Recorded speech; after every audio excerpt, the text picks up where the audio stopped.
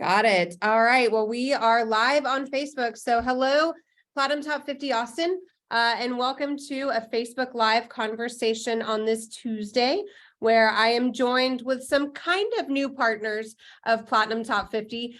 You might have seen Jonathan and Susan at the awards ceremony. They joined us midway through last year, but officially starting their first full year here with us in 2023. So we are excited to welcome you into this new year and to have you both live with us today. So thanks for joining us.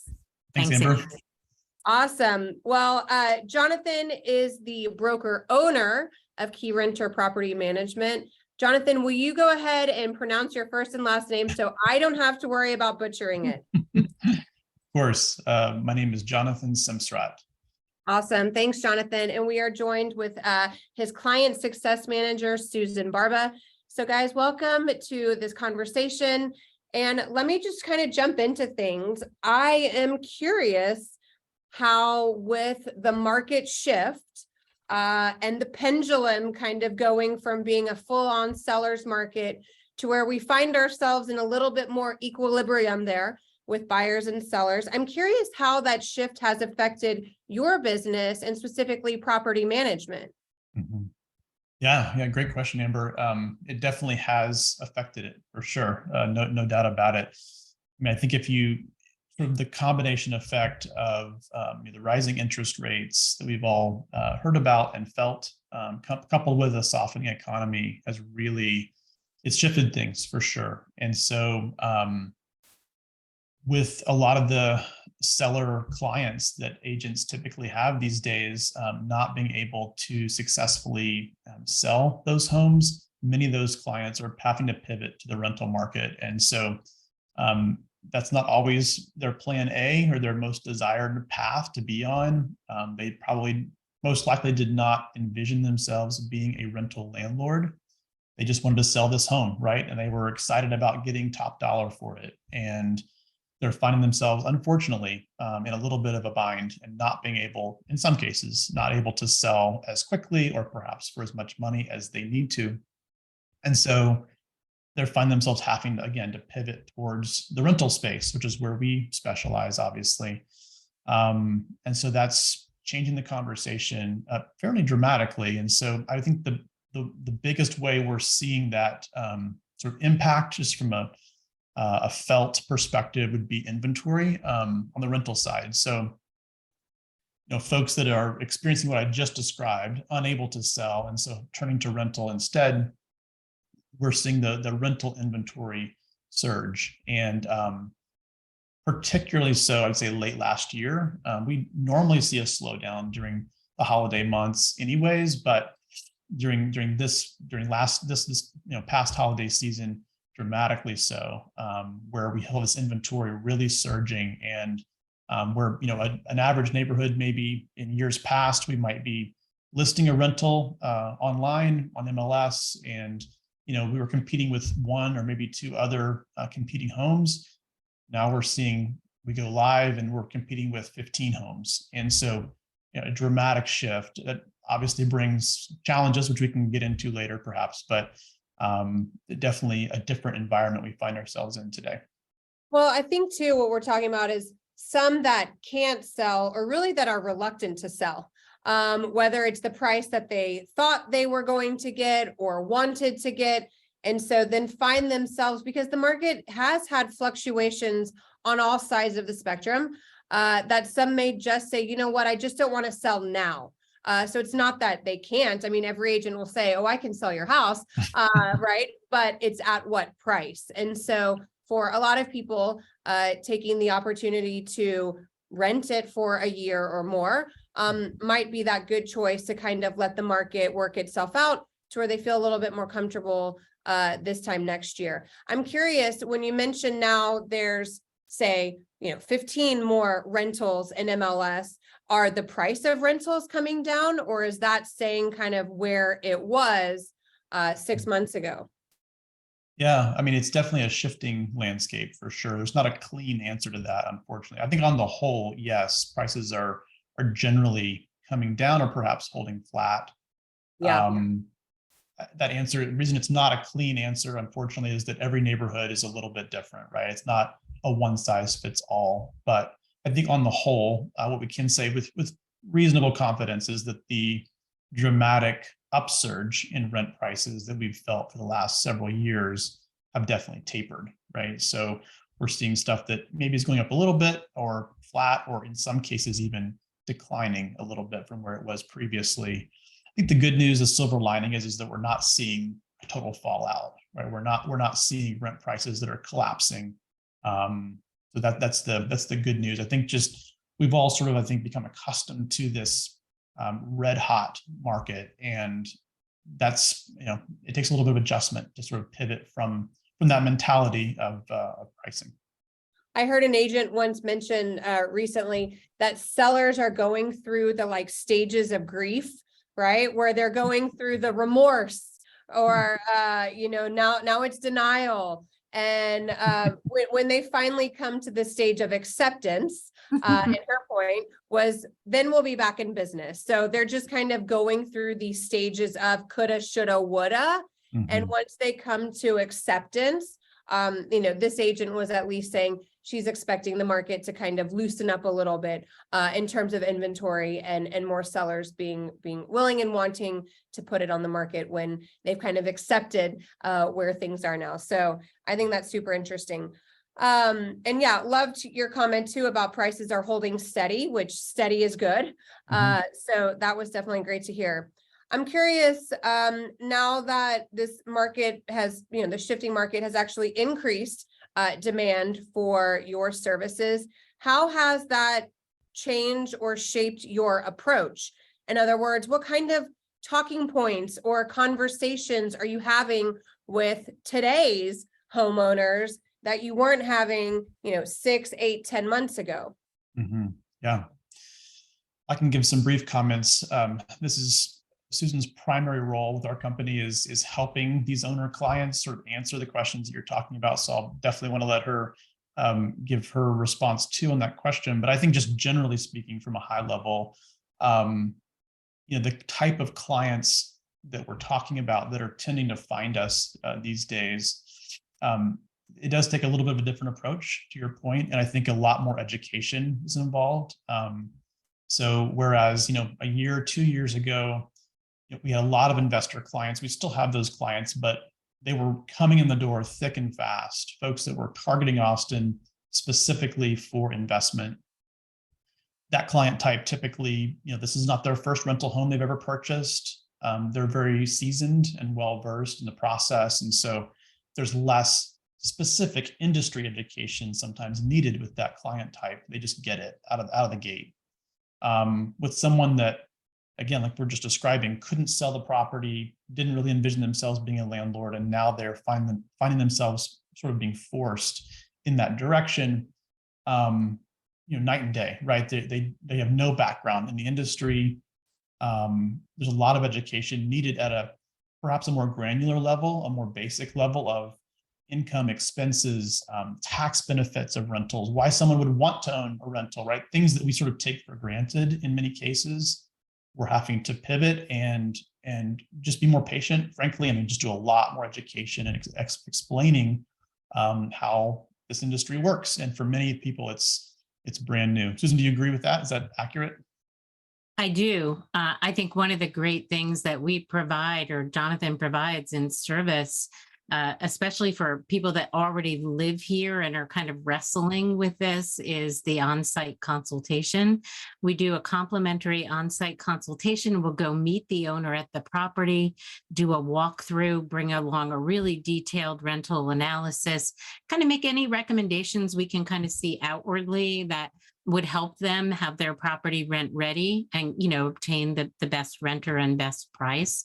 So I think that that's where a lot of those conversations can take place, especially with owners that say like, well, my house is on the market, it's rent ready, but it may not exactly be rent ready. There still might be some things that we need to talk about, like that light bulb that keeps flickering that you're okay with, but your tenant's not going to like, or the scuffed up baseboard that, it's not that bad. It's just going to be tenants living here. No, we have a certain level, a certain standard, that we want the property to be in. And, you know, there's conversations that can be a little awkward, right? Because they think it's rent ready, but we're helping to educate them on like, this is what it means to have a rental property, and sort of helping them unwind, like, you know, this is where our children grew up, or this is, you know, the first home we owned, or it was, you know, that has a special emotional attachment, trying to help them work through that and understand, detach a little bit and look at the advantages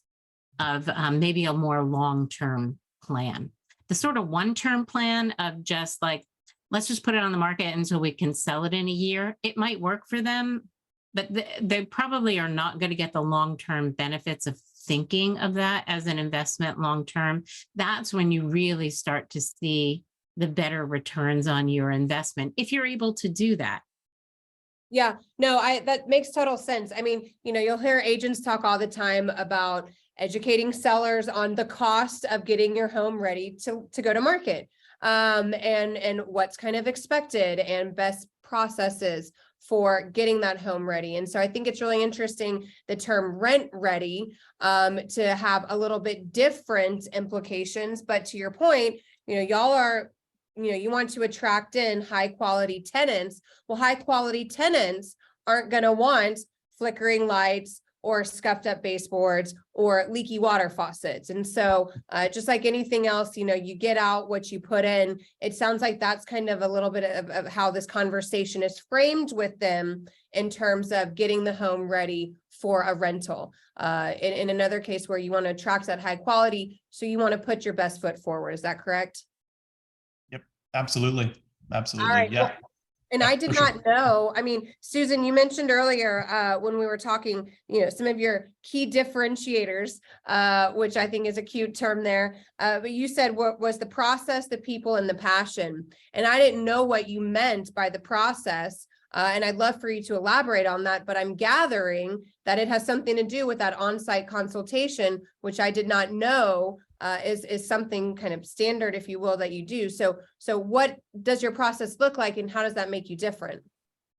I try to explain to people that our process, you know, it's property management's a big landscape, right? And there's lots of different companies who do it lots of different ways. And I think to really be successful in this space, you have to know your process and kind of stick to that. You can't be everything to everyone. And we specialize in high quality, high touch, high level service property management for leasing and property management. So we don't have our hands in all sorts of other things that distract us from providing that type of service. And we have a very defined process. I'll just give you a for instance. We don't show properties until they're vacant, rent ready and clean, and that we can take professional photos and, you know, a marketing video. Other people will do it a different way. So I explain to people, you know, our process might not be exactly for you, and other people do it differently, but I try to give them real clarity on our process, why it historically works, and how it can be successful for them. I love that. I love that. Jonathan, I mean, being that it's your company and it sounds like you're the one who kind of set these processes up, what did you have in mind when you were building this out? Yeah. Well, I do think those three things you mentioned are very important for sure. Process being one of them. Yeah, I think that our approach is that we try to treat things at a certain level and keep standards pretty measurable, but at a certain sort of quality level, if you will. And so there are a lot of property managers out there that will handle pretty much any property type, regardless of quality, regardless of you know, where it's located or what work that property might need, et cetera. We've chosen just to really, I think, a little bit narrowly focus on a certain property class and tier. We don't necessarily want to be or hold ourselves out to be like the luxury property managers in town, although we do have, you know, many luxury properties that we manage.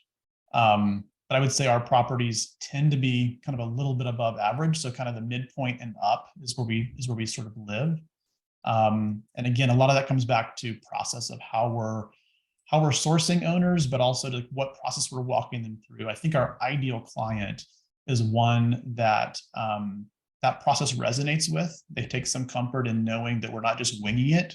This is not our first rodeo. We didn't just show up to the game yesterday and trying to put this thing together, that there's a well-seasoned, a well sort of oiled machine that's working, that has been proven and demonstrated to work really at every level. But I think especially during onboarding, it's super important just to make sure that people feel informed, that they feel like they know what's next, they've been well communicated with. That's something that we definitely train and sort of preach into the culture of our team pretty heavily, is just communication in general. Something that we find lacking, I think, at a societal level, but certainly in our industry, communication can be hit or miss for sure. And so we've gone about some pretty intensive work to make sure that our communication skills are top notch. And so that's, I guess, some examples of process that we've implemented and find valuable. Well, I love that. I mean, I think a lot of agents will agree. I mean, I've taken this from them over the years.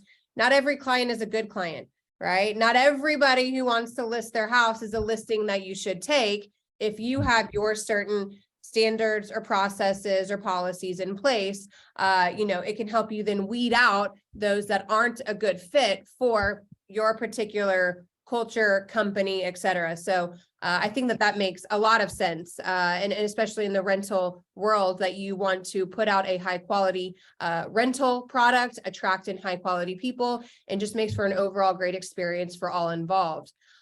One question, Susan, I do want to kind of ask you as a follow-up. We've talked a lot about, your relationships with the homeowners and the education and hand-holding. You said earlier, I'm doing a lot of listening right now, so I can best advise them.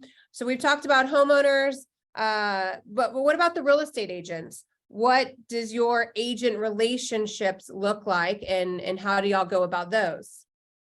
Yeah, the agent relationships are the cornerstone of our business, right? They are such an important piece. And I know this because I've been a realtor since 1986. And I know that in my brokerage, we were not allowed to do property management for liability reasons. And I always struggled trying to find a reliable property management partner, and being able to work with Jonathan and this team. And my experience as a realtor, my background allows me with such confidence to say to agents, like, I have your solution. I want to scream it from the rooftops. It's, again, that people, process, passion, it is the culture. And it's the commitment to really providing, that service that excites me and that lights me up when I can tell agents, look, if that house didn't sell, I know you didn't make the commission you expected. Maybe somewhere down the line you will. I explain to them our realtor referral process, and try to just nurture them so that they know that client will always come back to them. We have a guarantee in this company. If you refer to us, we take that relationship you have with your client seriously, and that we will always, if your client wants to sell or wants to purchase more properties, we'll send them right back to you. So we take that seriously. We put that in writing. And as an agent to agent, it just makes me really excited to be able to help them navigate.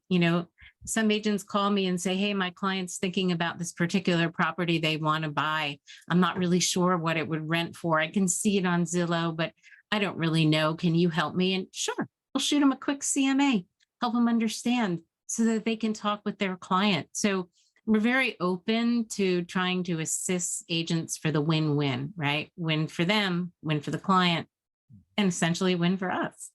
I love that. Do you incrementally keep them in the communication? Is it one that once they hand them off to you, they are removed from that back and forth? Like once they hand them off, what does that relationship look like for, say, the next year? Pretty much until the property is leased, we can keep in contact with them. Our leasing team keeps in contact with the owners on a weekly basis to give them updates, and agents can be involved or uninvolved as they want to be, but we track their referral. And once the property is leased, then we place their referral. Just while I'm on that subject, we do pay a really handsome referral of $350 if the agent refers us a client that works with us for leasing and property management services. But we also have an opportunity if agents want to lease the property themselves and just have us manage. We have that. And I am always thrilled to talk with anyone to walk them through our services and help them understand what might fit for their client or their particular situation. I love that. Jonathan, anything else to add to that? I mean, as the owner of the company, what got you started in this space? That's always like a formidable question that I think is always interesting to ask. And then Susan, I know that you've got a great promotion here that I want to hear some more about. But, Jonathan, if you don't mind just giving me a little bit of that back history, I always think that's interesting and telling really to learn about. Yeah, of course. I would say I'm probably one of the few folks that can say that they actually intentionally sought this industry out. Most people, I think, land in property management accidentally through whatever circumstances. For me, I came from a background of finance and hedge funds, private equity firms that I'd worked with for many years. That's where my career sort of started here locally in Austin. And I found myself finally at a real estate fund, an investment fund that I managed, and had a lot of success. I had a lot of fun, and began to realize, wow, real estate is something that I just haven't really been exposed to a whole lot up until that point in my career. And I always had an operational sort of bent and wanted to find a way to express kind of my unique abilities that were heavy on the operations and process side, and begin to realize, wow, this property management thing could be really interesting and fun. This is back in 2015, so it's been some time now. But then did sort of some research and realized that the sort of industry standard at the time wasn't super high. And this, in my opinion, there was a lot of gaps in some ways that I felt like we could improve and do things better. And so we launched, Keyrenter then in 2015. And really, again, it was about quality, and it was about how do we do this in a technology forward method that embeds process where people have confidence in what we're offering them. But it is an operationally intensive business, right? There's a lot of paperwork. There's a lot of sort of details to get exactly correct because there's a lot at stake. And so I love it. It's been an industry that I am passionate about. I love working with the team, but I also just love that we're able to provide a solution for people that really do genuinely need help. And it's super rewarding. Well, I'm glad I asked because I think it's really interesting. I mean, to come from a finance background, it makes sense where this is an investment.